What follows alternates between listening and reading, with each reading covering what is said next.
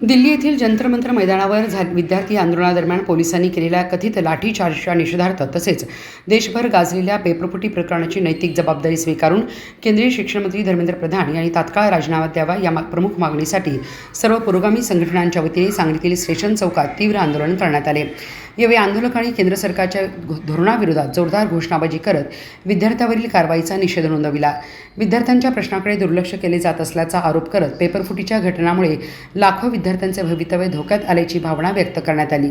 आंदोलनकर्त्यांनी विद्यार्थ्यांवरील कारवाई थांबवून पेपरफुटी प्रकरणातील दोषीवर कठोर कारवाई करण्याची मागणी केली। तसेच केंद्रीय शिक्षण मंत्री धर्मेंद्र प्रधान यांनी नैतिक जबाबदारी स्वीकारून पदाचा राजीनामा द्यावा अशी मागणी पुन्हा एकदा करण्यात आली।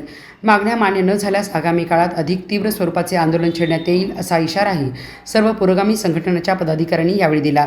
आंदोलनात विविध पुरोगामी संघटनांचे कार्यकर्ते, विद्यार्थी आणि नागरिक मोठ्या संख्येने सहभागी झाले।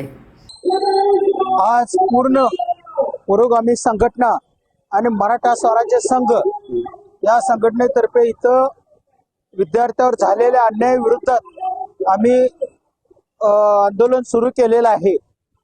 हे आंदोलन चांगल्या प्रकारे सुरू आहे आणि विद्यार्थ्यांच्या पाठीशी आम्ही पुरोगामी संघटना आणि मराठा स्वराज्य संघ आहे। विद्यार्थ्यांवर जो अन्याय झालेला आहे, विद्यार्थ्यांची मागणी रास्त आहे, सनदशीर मार्गाने विद्यार्थी चाललेले आहेत।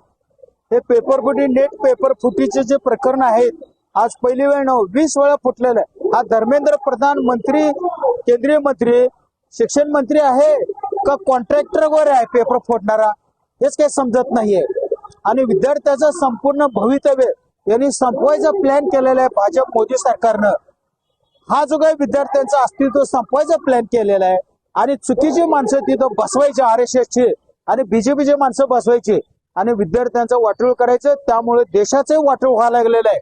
उद्या डॉक्टर, इंजिनियर हे काही डुप्लिकेट माणसं तिथं बसतील आणि अक्षरशः संपूर्ण देशाचं वाटोळ करण्याचं काम त्या भाजप सरकारनं केलेलं आहे।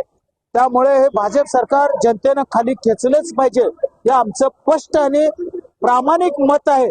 त्यासाठी आम्ही इथं आंदोलन सुरू केले आणि विद्यार्थी आंदोलनाला मराठा स्वराज्य संघाचा संपूर्ण पाठिंबा मी आज राज्याचा अध्यक्ष म्हणून जाहीर करतो आणि पुरोगामी संघटनेतर्फेही जाहीर करतोय।